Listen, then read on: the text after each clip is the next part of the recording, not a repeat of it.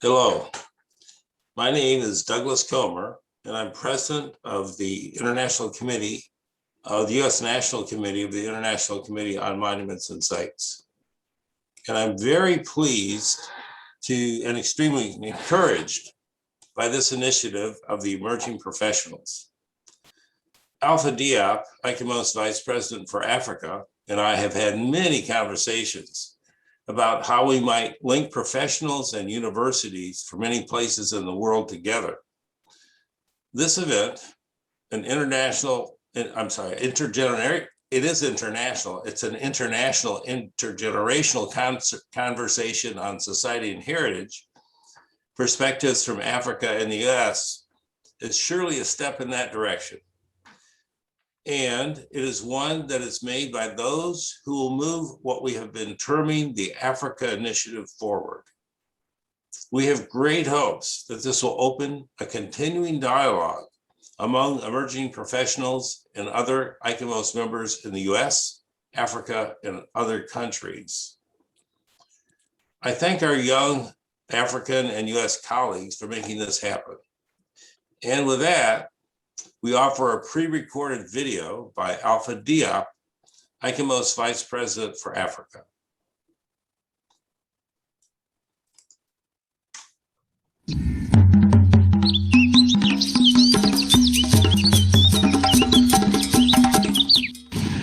Bonjour, chers collègues. Je vous remercie pour l'honneur que vous me faites en m'invitant à dire un mot à l'ouverture de ce webinaire du 14 avril 2022. Je souhaite commencer mon intervention par un rappel et un hommage. Je souhaite effectivement rappeler que c'est à New Delhi, en marge de l'Assemblée générale en 2017, que votre groupe de travail a été effectivement mis en place. Et cela, c'était à l'initiative du président à l'époque ICOMOS International, Gustave Arroso, et de toute l'équipe du conseil d'administration. La nécessité de fédérer nos compétences et nos efforts au-delà des générations a ainsi été réalisée.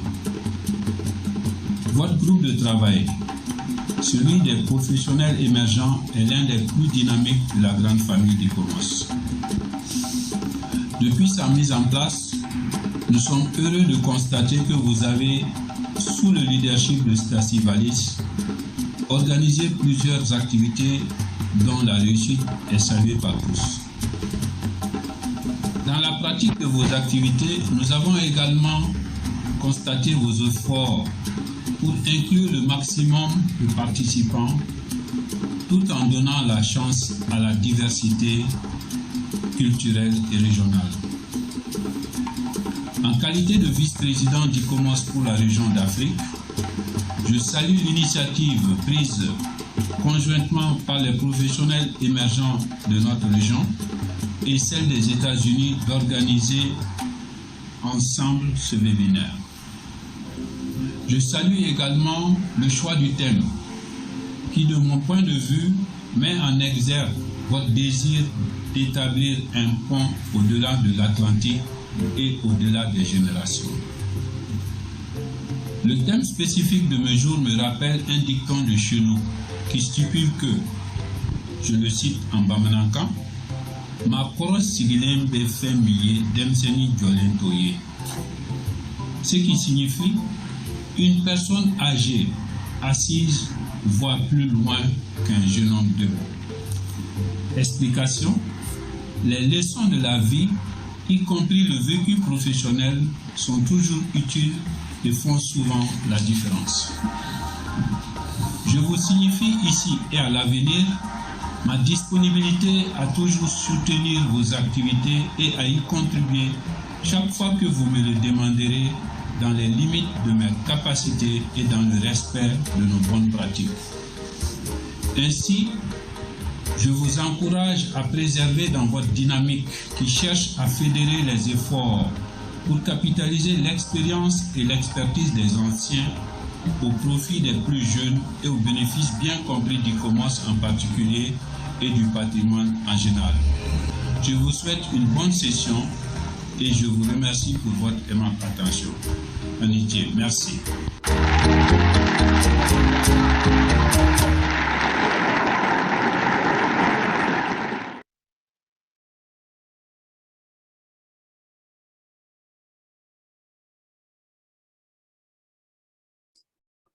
I'd like to thank my very good friend Alpha for that those words of welcome and inspiration.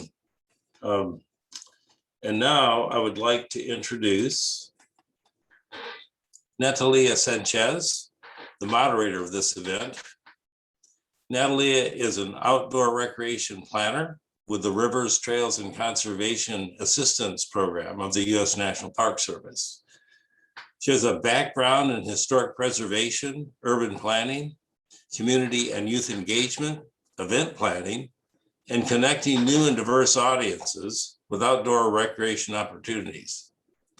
Natalia is excited about leveraging the power of collaborative efforts by engaging with community groups, nonprofits, tribes, and state and local governments to create access to the great outdoors while featuring significant and long-lasting connections with diverse populations and the future of park stewards and advocates. That would be you, young people. Over to you, Natalia. Thank you, Dodd. Good morning, good afternoon, good evening, depending on where you are in the world. Thank you very much for being with us today. As Doug mentioned, my name is Natalia Sanchez, and it is an honor and a great pleasure to be the moderator for today's conversation with our distinguished panelists. Before we get started, I would like to thank our event organizers, Zoe Leong and Olufumi Adentunji, the representatives for ICOMOS Emerging Professionals Working Groups from the US and Africa region, for their leadership and dedication to making today's roundtable possible.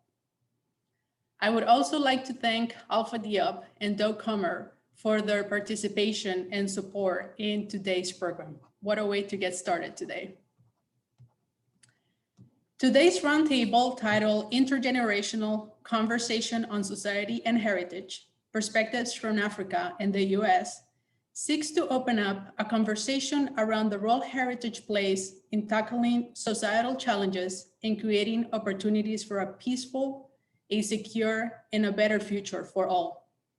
As we celebrate the International Day for Monuments and Sites on April 18th, we look to this year's theme, Complex Paths, Diverse Futures, as a roadmap for how heritage, tangible and intangible, can support sustainable development and disaster mitigation, can embrace decision-making processes that are entrenched in justice, equity, diversity, and inclusion practices, can promote curiosity, stewardship, and economic opportunity for youth and emerging professionals, as well as promote the use of digital technology in the heritage fields. Before I introduce our panelists, I would like to go over a few housekeeping items. Today's roundtable will have a conversation format.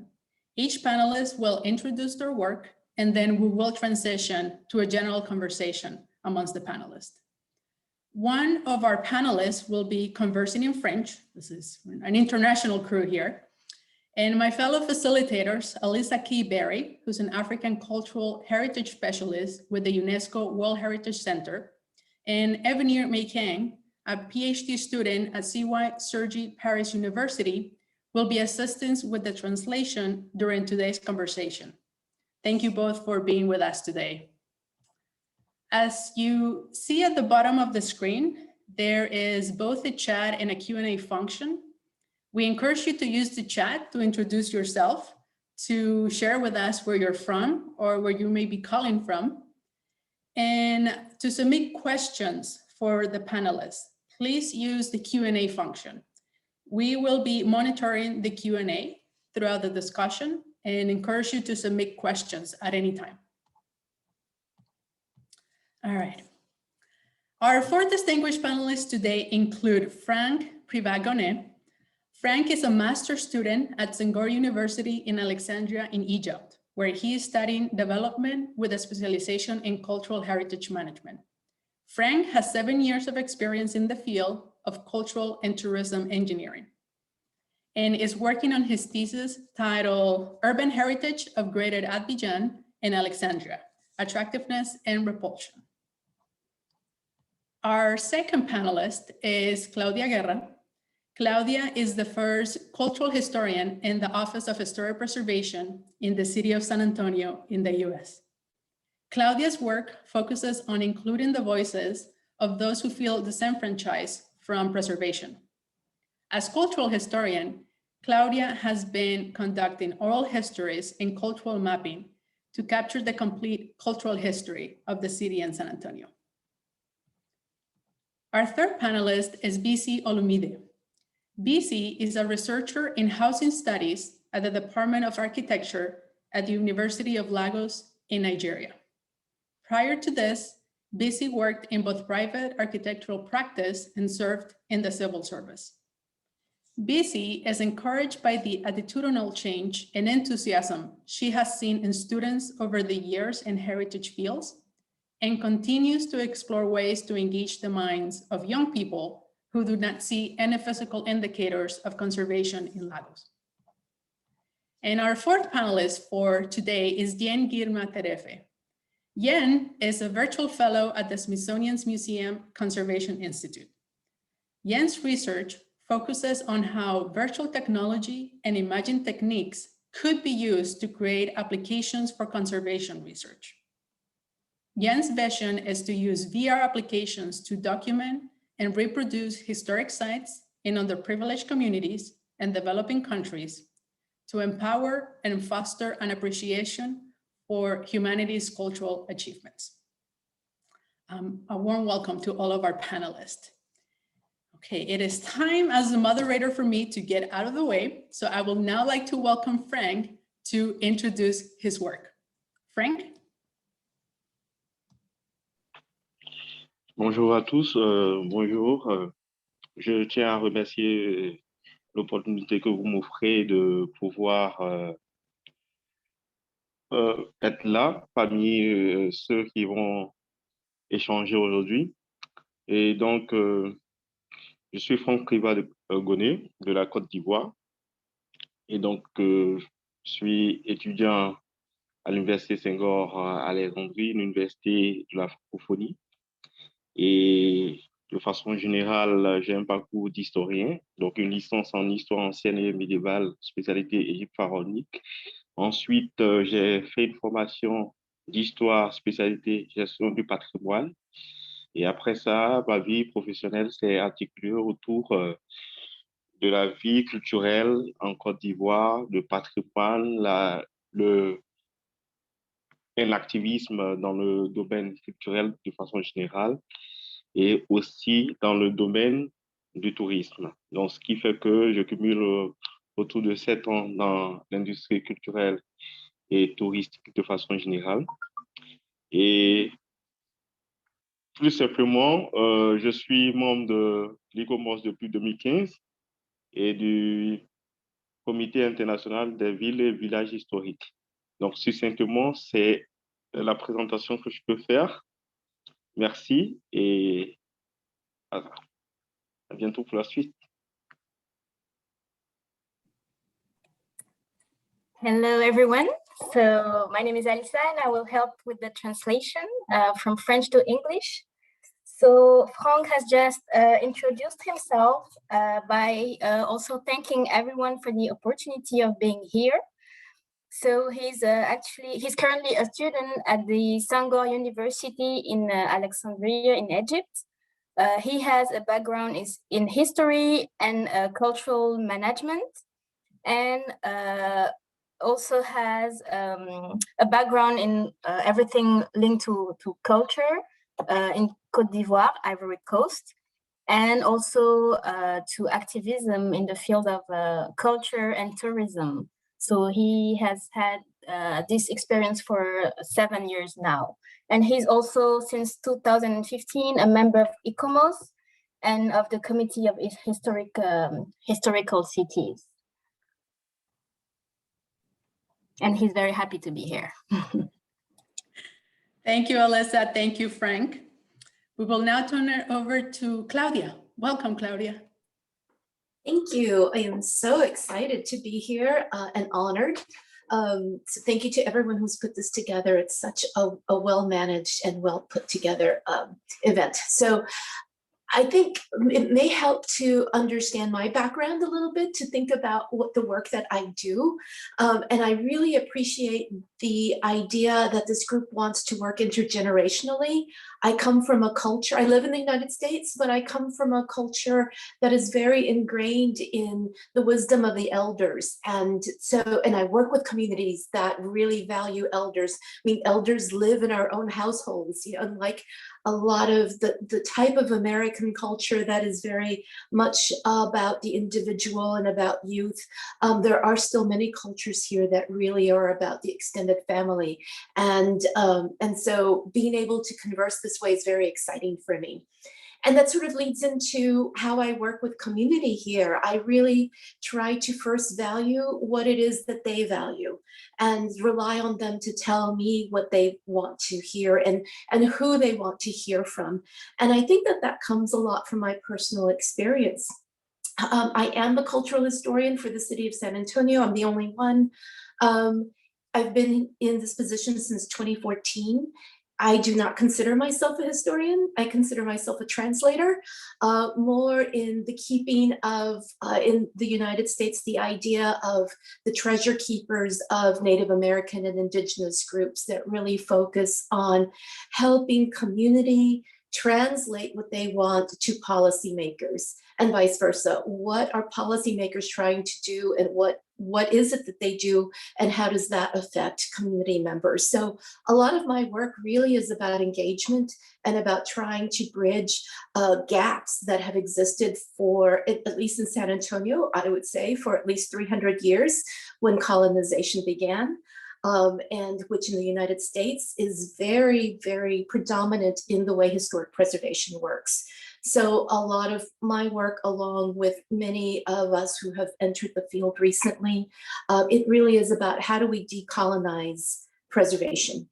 And we'll talk a little bit more about that in the conversation in the forum, but it really is about how do we bring different ways of being, existing, and thinking into the main fold of the way our systems work.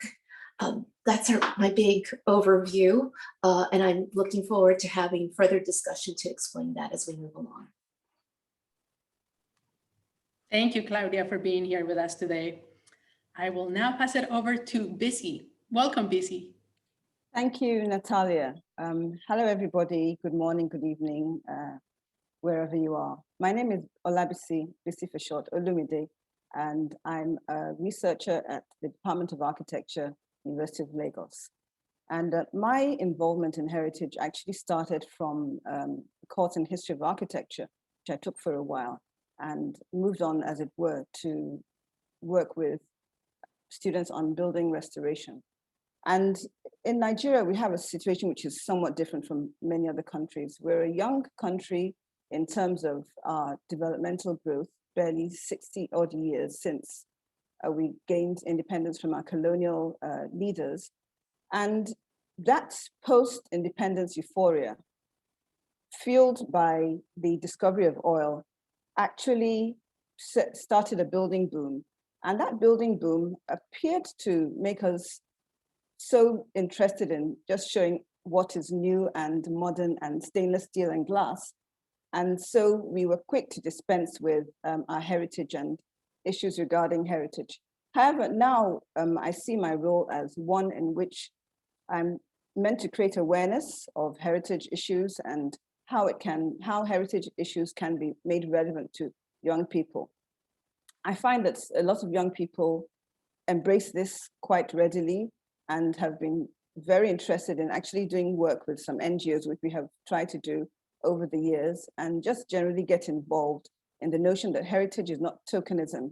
Heritage is real, heritage is vibrant and viable and interesting and can add value even in modern day life. And I'll talk about that a little bit later on. Thank you. I'm really pleased to be here, by the way. Thank you so much, Olabisi. So good to have you here. And we'll now turn it over to Yen. Welcome, Yen. Thank you. Hello, everyone. My name is Yanena Tarafa. I go by Yen simply. So I was born and raised in Ethiopia, and I'm currently residing in the US. And I've been always interested in heritage since as a little kid, pretty much. And my interest is to see the intersection between technology and heritage. And for my master's program, what I did is I focused on virtual reality and how it can power local communities here in Gainesville, especially communities that worked in the civil rights era. I wanted to show that to current generation, future generation, and current and past residents of the importance of this site by using technology to sort of engage this conversation. So just to talk a little bit about myself, I have also a diverse background. I have a BA in business. I have my first master's in anthropology, and then I have my last, hopefully, master's in cultural heritage management, which I focused on technology and wanted sort of to bring this together. And I'm really excited to be here. Africa is a big passion of mine. I've been advocating from Africa since I came to the US. So I'm very excited to be here. And I want to say thank you so much for people organizing this panel discussion. I also want to send a quick shout out to my supervisor, Keats Webb, at Smithsonian, and relentless support for me. Thank you so much. I also want to say thank you to Brian Leon for informing me about this discussion. So thank you. Thank you again for that introduction. And I think we see, as all of our panelists, right, introduce their work, introduce the context in which they operate, they're a little bit about their story, where they're coming from. We see that there is interconnectedness in the work that we do. So we're very excited to get the conversation started. And so time to ask a couple of questions. And Olabisi, if you can kick us off, and I think we're gonna start a little bit more broad, and then we'll continue to sort of go down, focused a little bit more on a specific areas of conversation. So for our panelists, what is the role of heritage in tackling societal challenges? A broad question. So let's start with that. Right, thank you, Natalia. I'm going to speak from the Nigerian perspective. As you may know, Nigeria is a country of about 200 million and counting people. And like I said earlier on, we're 60 years old, and we are a very diverse people. We have 250 ethnic groups and so many languages as well.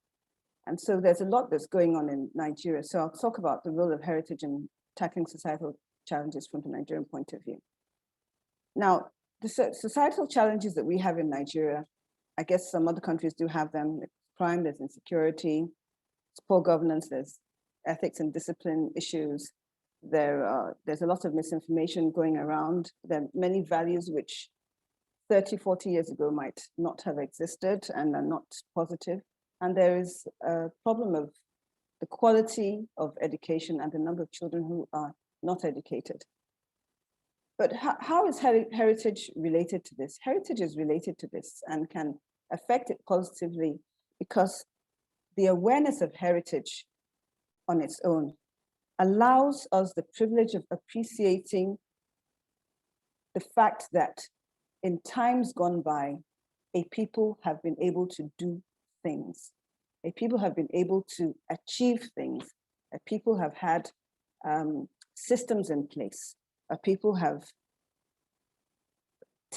had technological skills. A people were able to create things. And when people are aware of these aspects, it empowers them to realize that they are more than just what they appear to be, or what the narrative, the current narrative appears to make them seem to be. So heritage awareness will empower people by giving them the history that in current times is possibly not even spoken about. They will have something to fall back on. They'll be able to see that their predecessors, their ancestors actually created things. We have to be aware of the fact that the form of governance that we have today in Nigeria, for example, and in many countries, is not the only type of governance that succeeded. We had back in the days before the colonials came in, and even at some point in time while the colonials were here, we had systems of government in place. We had educational systems in place. We had financial systems in place. There were tax collectors. There were recognized sectors of society. There were smiths. There were farmers. There were traders. People contributed to an economy. And heritage awareness allows us to understand this. So if people are empowered to realize it, they are coming from a place where they actually had systems in place that worked, they're more likely to be able to fit in and find some value within themselves, and therefore take ownership of what existed and preserve what exists out of what they had before. And that's what I think heritage awareness can do regarding social challenges of today.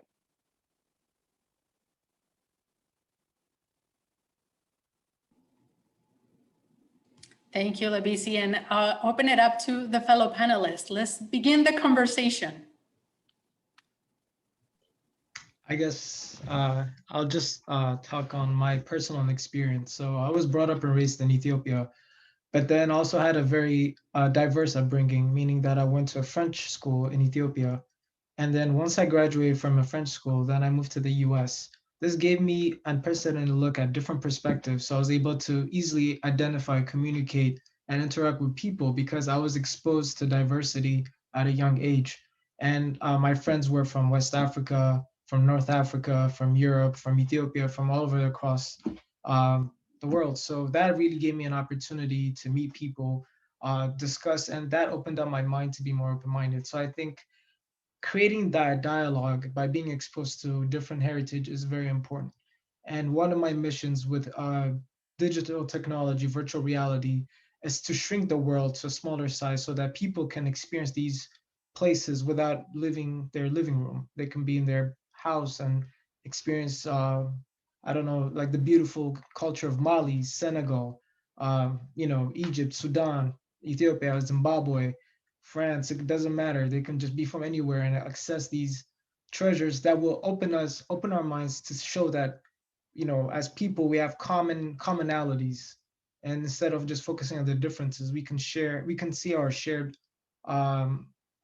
values. And I think that's really important. Thank you.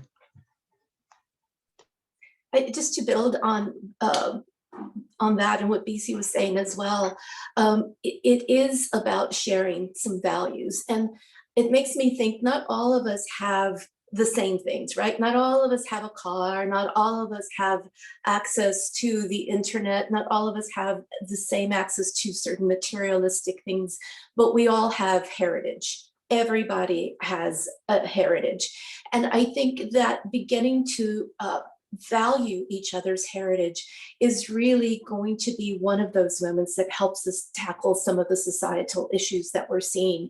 And that heritage opens the door to prosperity. We can all really utilize heritage to help our economic systems, whether it be through cultural tourism or through allowing certain spaces to continue to thrive, even if architecturally, this is what happens in the United States, places are merited and valued on the cost of a property. And by cost, I mean a market value. But what if we began to value it based on the quality of life or the meaning and the sacredness of the place to a community that may live in it? So it may not be something that you can see through architecture, but maybe it's something that you can feel through a sense of place. And once we begin to recognize that the reason that is happening is because there is a heritage, a foundation of heritage, I really think that we can begin to openly discuss some of those societal issues that we are all trying to deal with right now.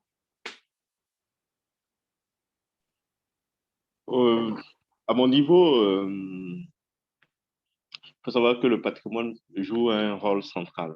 Et il joue un rôle central en ce sens que pour le cas africain et plus particulièrement le cas ivoirien de la Côte d'Ivoire, on est dans un système où on a l'impression que la population actuelle, que les différentes générations sont en rupture avec leur histoire, leur rupture avec leur patrimoine de façon générale, que ce soit matériel ou immatériel.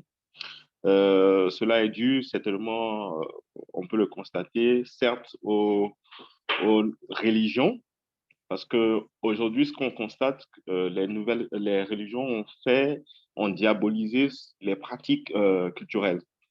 Et donc, l'un des challenges que le patrimoine, ou bien nous, professionnels du patrimoine, nous devons relever au niveau de nos États, c'est déjà reconstruire cette fracture-là qui a été créée soit par cette forme de modernité dans laquelle on est, donc qui fait qu'on trouve ringard ou dépasser notre histoire, notre culture de façon générale. Et c'est cela, le combat de tous les jours, notre combat de tous les jours, cette nouvelle génération. Et c'est pour cela que le thème de cette année entre le passé et le futur permet de mieux apprécier la chose et permet aussi de mettre au centre de nos discussions, de nos actions, la question du patrimoine. Donc, pour revenir tout simplement, le patrimoine a un grand rôle à jouer, un rôle central dans la construction de nos identités, dans la construction de cette réconciliation avec notre histoire et notre culture de façon générale. Et donc, c'est ce que je tenais à apporter comme élément. Et merci. So what Frank just said is that heritage really plays a key role, especially in Africa and in his case in Côte d'Ivoire, in Ivory Coast. He's saying that the current population is really kind of disconnected with their history, their heritage, may it be tangible or intangible, and this is a reason for it could be because of the religions, because there's kind of how can I say that? Diabolisation. Some cultural practices are really not well seen for religions. There's also, so he also said that one of the key challenge that we as heritage experts have to work on is to really rebuild this disconnection. And he also said that one of the reasons for this disconnection is also modernity, because some of our people think that our culture is kind of, how can I say that? Kind of old school or not fashion. And so, yeah, so he's saying that as heritage experts, it's really our fight for every day. That's what we have to fight against every day. So he concluded in saying that the theme of this day, of this event, to try to build a connection between past and future is allowing us to put heritage at the center of the building of our identity, but also the reconciliation between history and culture. Thank you. Thank you for that. And what a great conversation, and themes that jump out, right? There's a need to keep the dialogue open, to have conversations that allow us to share the values that heritage provides to any community, any country. Another one that Olabisi mentioned is, this idea of empowering through history. How do we empower our societies to value, to value the past, and how it has an opportunity to inform the future? So I'll tie all of these concepts with a question that is a couple of questions that are coming through the chat around the role of who is making sure that we're promoting this, right? That these connections with the past are, available to or are visible. So is it the priority of leaders of the country? Who's in charge of this?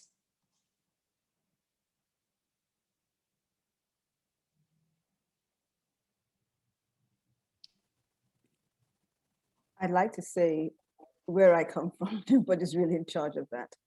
And that is a major problem, because if you do not have people at the helm of affairs who actually understand the place of heritage, it is a listed building, for example, would just be, the value of a listed building would just be the plot of land it sits on. And so it's important for us to, first of all, understand what people are being taught and who's making decisions on what people are being shown as being important. And why is heritage not being pushed more than it is among certain people? I find that in many countries in the West, the first thing that many young children learn is their national anthem. They develop pride in what's important from a very early age.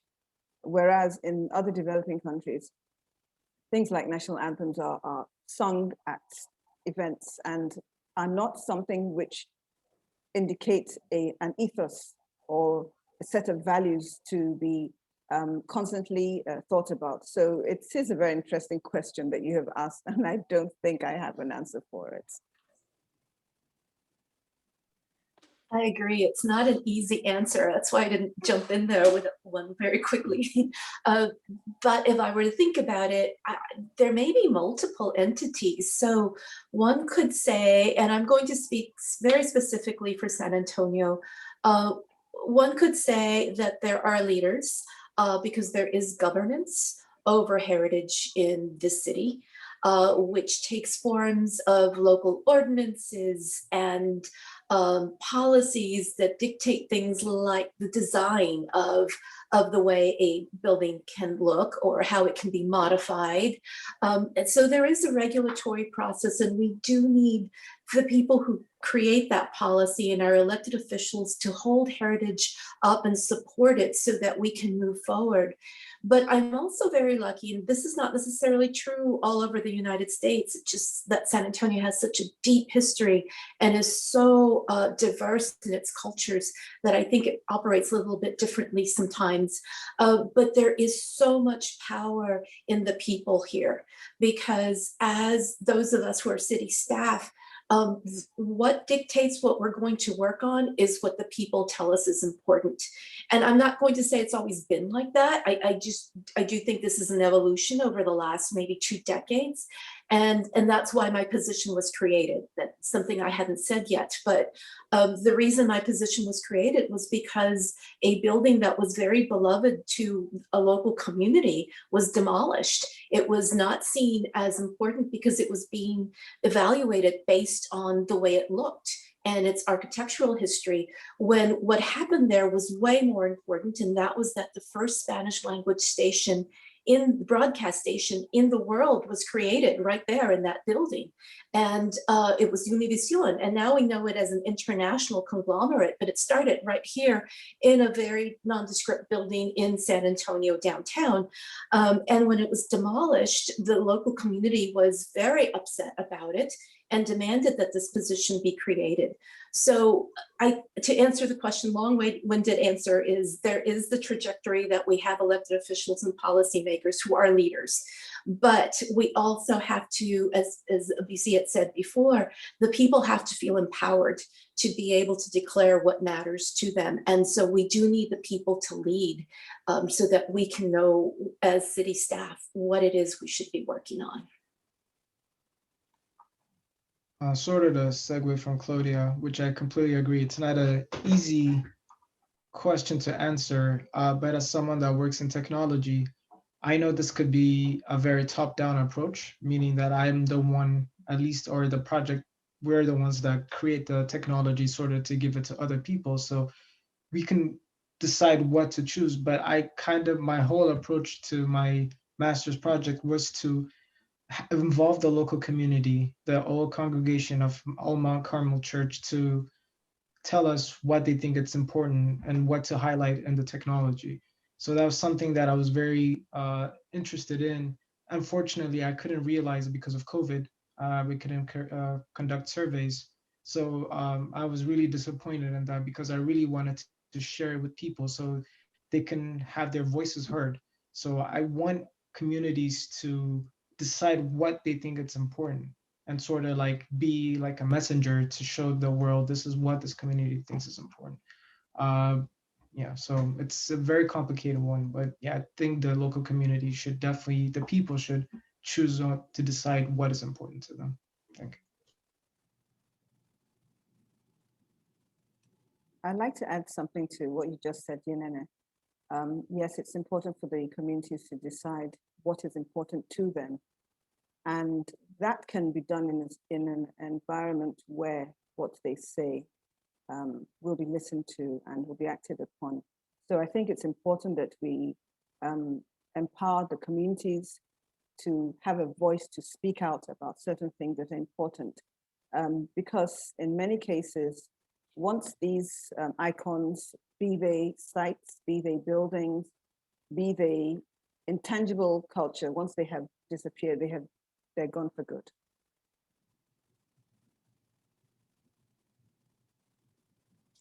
Thank you all for a great, again, just a great conversation in this concept of empowering people, empowering communities, investing in our heritage is key.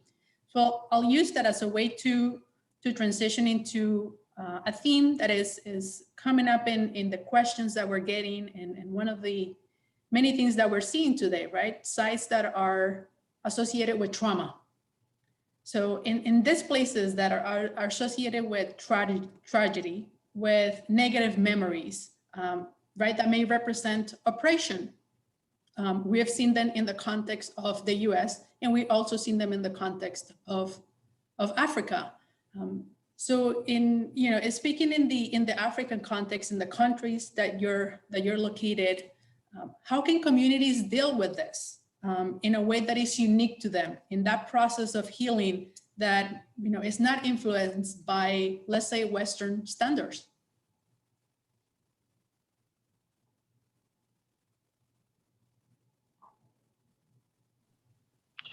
Dans le cas où le patrimoine est associé à une tragédie, à un passé trouble, il est clair qu'il est difficile pour certaines communautés de s'accrocher à cela. C'est certes difficile, mais cela fait partie de notre histoire. Il faut faire avec.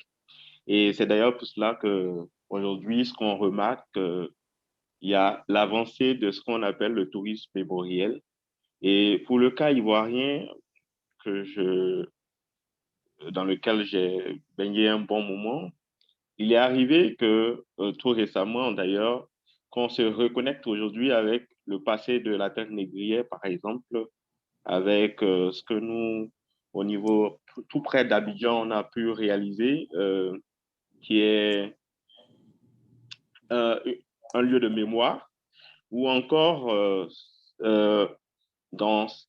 et c'est toujours en relation avec les lieux de mémoire, faire en sorte qu'il y ait cette connexion-là entre le passé, bien qu'il soit douloureux, et le patrimoine. De telle sorte qu'il y ait une forme de connexion entre la communauté, les populations et leur patrimoine.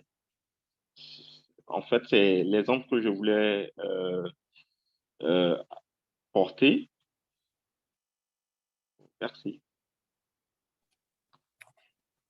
Okay, so what Frank is saying is that heritage, in the case where heritage is associated with painful events, it is often difficult for some communities to be associated with it, and to feel like there's a connection. So what we see now is that the memorial tourism is something that is more and more trendy, if I can say it like this. And for example, in Ivory Coast, we can see there's a trend to reconnect with with slavery, the past of slavery, There's a memory site next to Abidjan, the capital.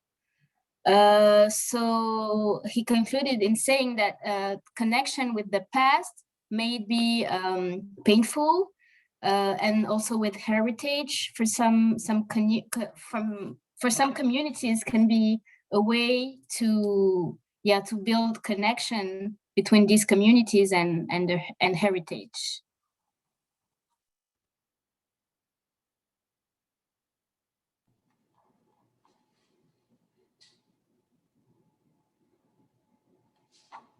Thank you, Frank, for that perspective, for offering us, a way into how we can engage communities in,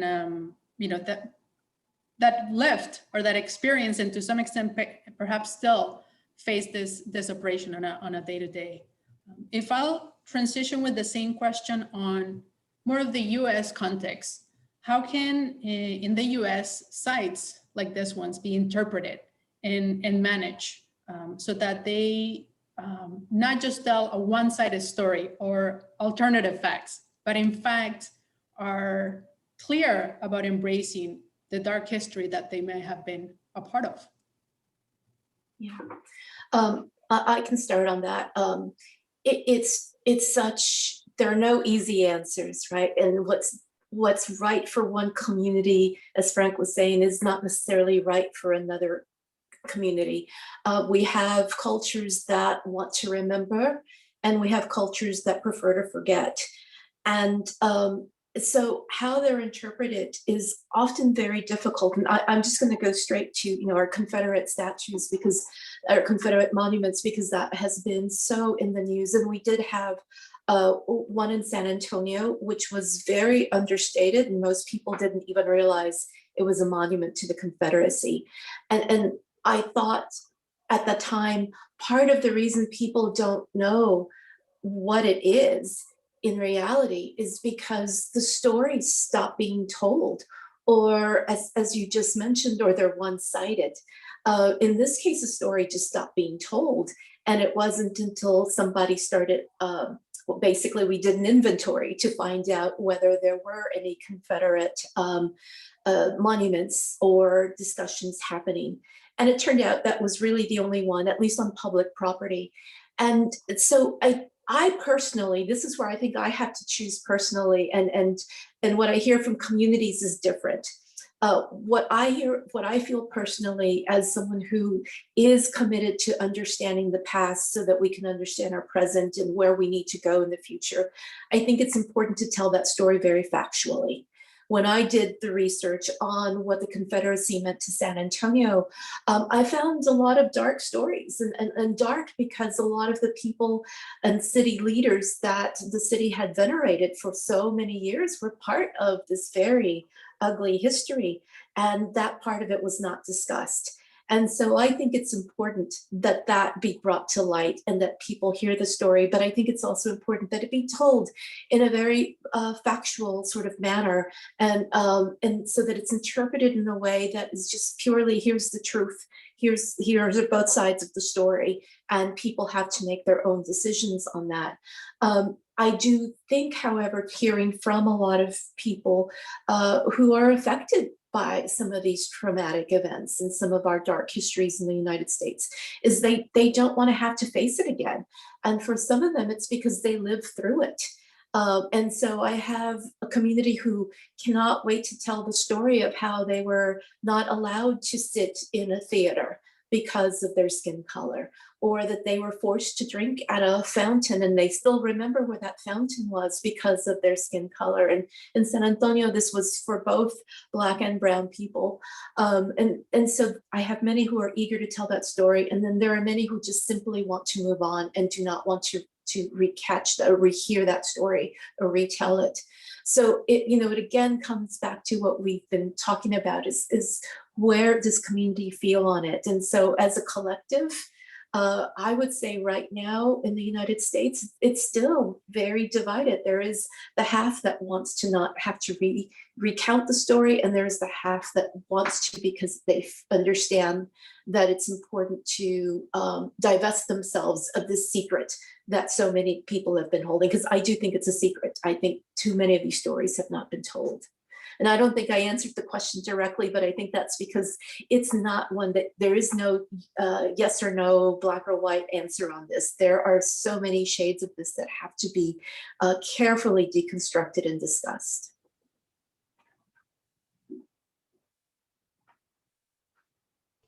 I guess I'll go next since I live in the US.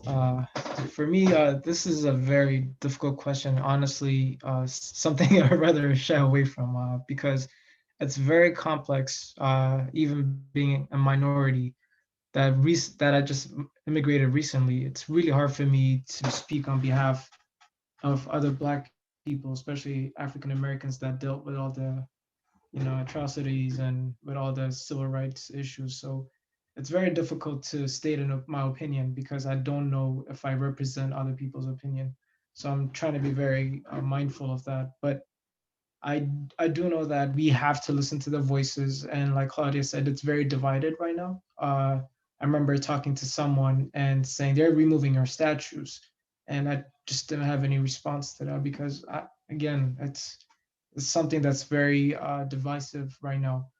But I think African Americans and brown people should state their opinion, and if this is going to take time to figure out what route we should take, then we should give it time so people can process and identify what they think is the best action. So yeah, again, I didn't answer the question as well because I don't think there's an easy answer for this. Thank you. Thank you all.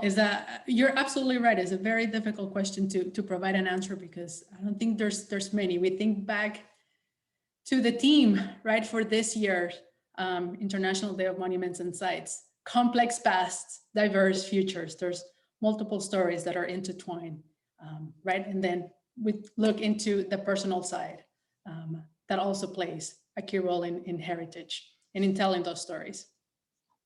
So I'll transition into the intersection of heritage and tourism. And as we have a wonderful comment in the chat, that tourism is increasingly central to the policies and priority of African states. But heritage sites do not receive, let's say, enough financial support, human resources for the conservation of those sites. So in looking ahead, in thinking of Agenda 2063, this collective vision and roadmap for the next 50 years to transform Africa into a global powerhouse. What is the role of heritage and tourism? One, within the agenda, and then two, in the work that you yourself do.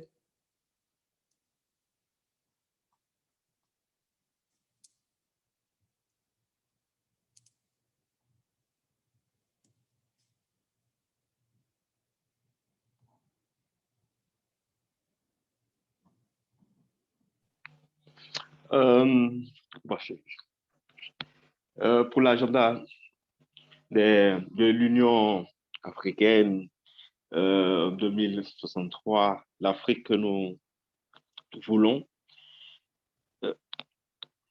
la place du patrimoine est au cœur. C'est clair que c'est au cœur et bien entendu les aspirations, sur les 7 aspirations qui sont énumérées là, on met au cœur de l'action la place du patrimoine. Cela, c'est indéniable. D'ailleurs, cette année, le thème, c'était, vu que c'est d'actualité d'ailleurs, art, culture et patrimoine, levier pour construire l'Afrique que nous voulons. C'est le thème de cette année. Et cela montre réellement la place du patrimoine et la culture de façon générale dans les actions qu'il faudra mener pour atteindre cette noble vision qu'on a de notre continent. Le truc, et là, qui va différer dans l'appropriation de cette vision au niveau de chaque État, c'est la place elle-même du patrimoine. On veut que l'Afrique qu'on rêve, qu'on imagine pour 2063, on veut que cette Afrique soit fondée sur le patrimoine. Ça, c'est un fait. Mais la chose, c'est dans sa matérialisation. Au niveau de la Côte d'Ivoire, on a développé un programme, une stratégie touristique on pourra dire à moyen terme, qui est pour 2025. Mais on ne sent pas, par exemple, le caractère du patrimoine. On a l'impression qu'on survole la question patrimoniale. On axe plus les initiatives sur des constructions extraordinaires, des parcs de loisirs, des parcs, des villages touristiques, mais on ne sent pas réellement la place du patrimoine, dans le cas ivoirien, je veux dire. Et c'est cela le grand paradoxe, c'est-à-dire que au niveau africain, on a pensé quelque chose qui met au cœur de l'action le patrimoine, mais dans nos États, on essaie de valoriser ce patrimoine d'une manière qui ne va pas réellement dans une logique de pérennité. On cherche à faire des choses sanctuaires, du bling-bling de façon générale, mais on ne met pas la place du patrimoine de telle sorte à transformer la perception même de notre identité, changer nos modes de consommation, les rendre plus ou moins conformes à nos traditions. Et ce sont ces éléments-là que je tenais à relever sur la vision globale que l'UA a voulu et qu'il faut, bien entendu, que nos États puissent épouser et mettre ça de façon pratique, de telle sorte qu'on puisse sentir que tous les États africains épousent réellement la vision de l'UA. Merci. Okay, so what Frank is saying is that the aim of the UA agenda for 2063 is to build the Africa that we want to build, that we wish. And so, of course, ideally, heritage is at the center of this vision. We can see that on the 7 aspirations that we have in this agenda, heritage really plays a key role. So he also said that culture and heritage are really part of the actions that we have to implement to implement these objectives for our continent. But in reality, when we look at what is really being implemented, we wonder if it's really the case. If, for example, if we give the example of Ivory Coast, they have a touristic strategy for 2025, but we cannot really see how heritage is put in this strategy. All we can see is what he called bling bling things, for example, leisure infrastructures. So what it makes think is that it's kind of paradoxal, because from one side, on the paper, we have heritage being in the heart of our aspirations and this agenda, but then in reality we cannot really see concrete actions and sustainable things. So especially when we know that it could actually transform the perception of identity of the peoples of Africa, it could change our way of, consuming, consumerism, try to make them being more appropriate regarding our traditions. So yeah, he's saying that there are actually a lot of things that are still to be done, and especially by the states, so that this action on heritage can really be put into practice and give some concrete results.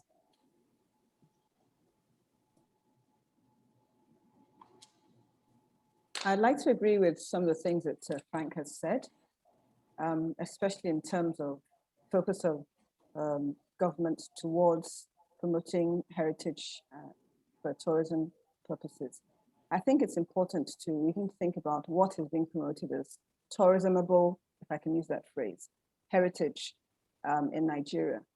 I find that a lot of the heritage that is promoted, especially in this particular example I'm going to give, which is when foreign dignitaries come to the country, is dance and certain types of dances, certain dancers, without necessarily talking about anything else that is heritage and that is promotable.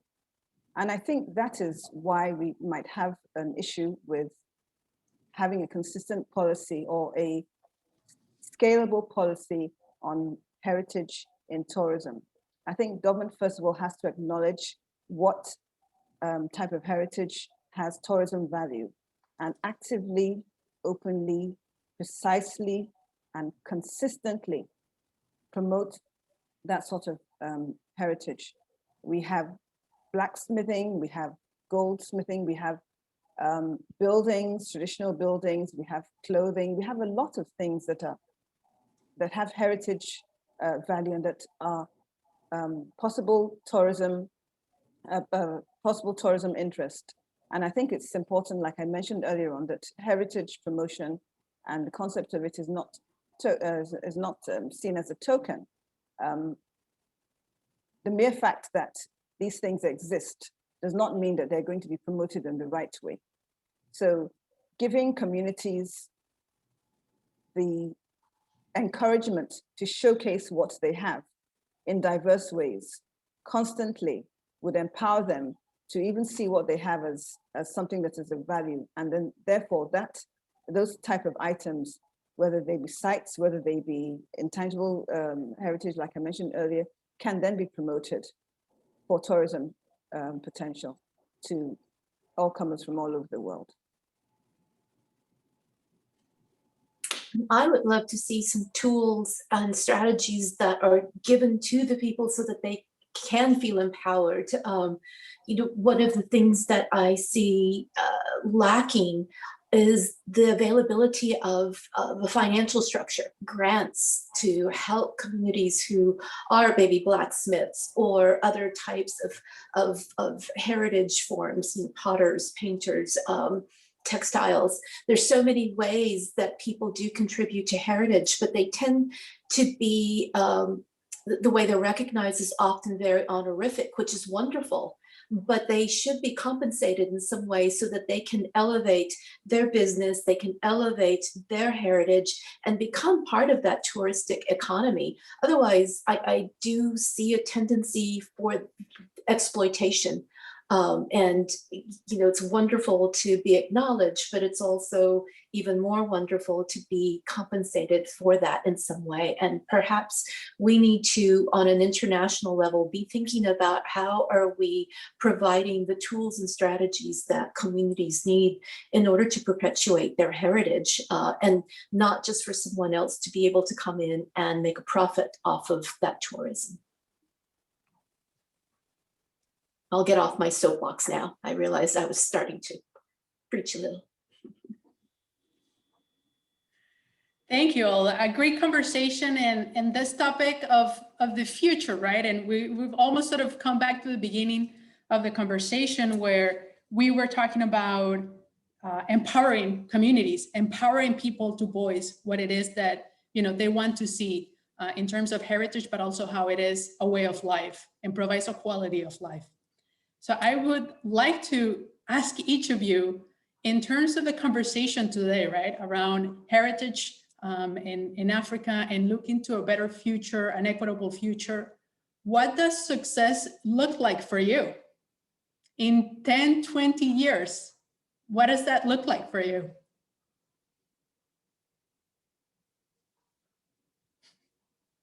I see Yan laughing. Okay. Vas-y, Franck, tu peux avoir la parole. OK. Bon, on va se permettre de rêver un peu. OK, dans déjà 5 ans, moi, j'aime bien des choses à court terme et moyen terme pour juger rapidement l'impact. Ce à quoi je rêve, ce à quoi ce que j'espère d'ici ces quelques années, c'est déjà que cette transformation graduelle qui est en train de s'opérer puisse réellement se faire. C'est-à-dire, on puisse sentir réellement l'impact de tout ce qu'on fait. Déjà, ce qu'on remarque au niveau de la jeunesse, on sent qu'il y a une forme de retour plus ou moins à la tradition, à la culture. Déjà, nommer, ça commence déjà par nommer. Les plats traditionnels sont en train d'être mis en valeur. La gastronomie, de façon générale, est en train de se mettre être mise en valeur. Le textile traditionnel est en train de se mettre en valeur, est mis en valeur. Déjà, dans la mode, la haute couture, des lignes de vêtements sont en train de se faire avec les motifs et des tissus africains. Ça, déjà, ce sont des éléments concrets qui, je l'espère, dans quelques années, puissent être encore plus présents au niveau continental, de telle sorte qu'on sente plus ou moins la place du patrimoine dans nos habitudes de tous les jours. Il y a aussi les grands chantiers. Les grands chantiers, c'est le matériel, l'architectural, tout ça. Faire en sorte que, même si ça nécessite d'énormes moyens, c'est vrai, que ces biens-là puissent être restaurés et puissent vivre comme des bâtiments qui font partie de notre quotidien, mais aussi sur le côté immatériel, encore plus qu'on sente l'immatériel dans les bonnes pratiques, en fait. Les bonnes pratiques de notre culture, on puisse les intégrer dans nos vies quotidiennes, de telle sorte que ça puisse garantir une forme de cohésion. Et pour cela, j'aime bien le dire qu'avec le patrimoine, on résout certains défis auxquels nos États sont confrontés, comme la mauvaise gouvernance, comme on le critique chaque fois, le développement, même s'il est un concept large. Avec le patrimoine, on résout, comme je l'ai dit, tous ces problèmes parce que au cœur même au sein de nos traditions, au sein de ce patrimoine immatériel que l'Afrique a, on a des leviers sur lesquels on peut appuyer pour pouvoir transformer nos quotidiens. J'aime bien souvent dire que dans le cas ivoirien, on a ce qu'on appelle les alliances interethniques qui, nous, ce sont des pactes de non-ingérence, de non-agression entre communautés qui permettent déjà d'asseoir une forme de cohésion entre les populations, de faire en sorte que les populations puissent garder une forme d'humanité malgré la différence. Et donc, ce sont ces éléments sur lesquels on peut s'appuyer pour construire ce qu'on recherche, construire cette Afrique idéalisée que nous, on recherche de tous nos voeux. Et c'est ce à quoi je pense, je rêve dans les 5 années à venir, les 10 années à venir. Voilà, merci. Okay, so he started by saying that, yeah, he said, let's dream. And so for him, his dream in the last 5 to 10 years would be to be able to witness this, this transformation that we are currently seeing, and see that it really happens, in particular as regards to the youth, because we can see that more and more young people are seeking, this tradition and culture come back.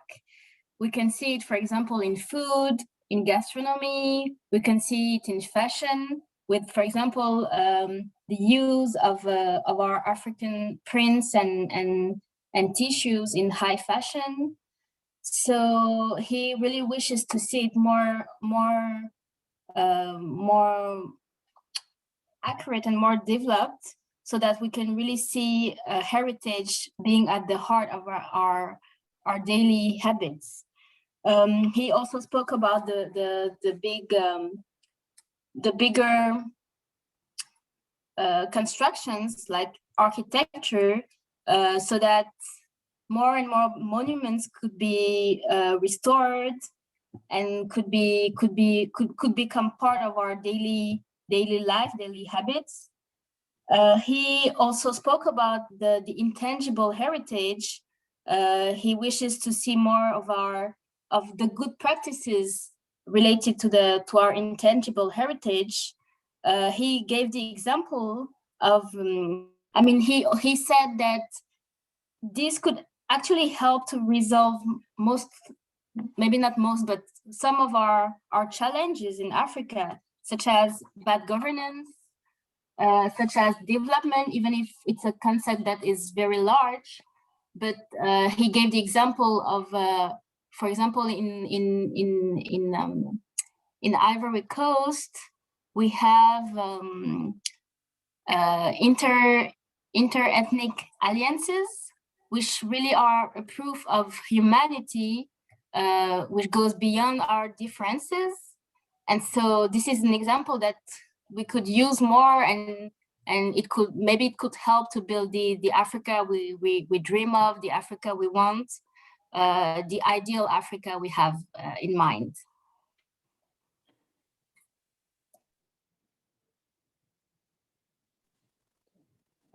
I'd like to add that, in addition, in my part of the world, I'd like to see government have a definitive and relevant policy to include heritage in tourism development.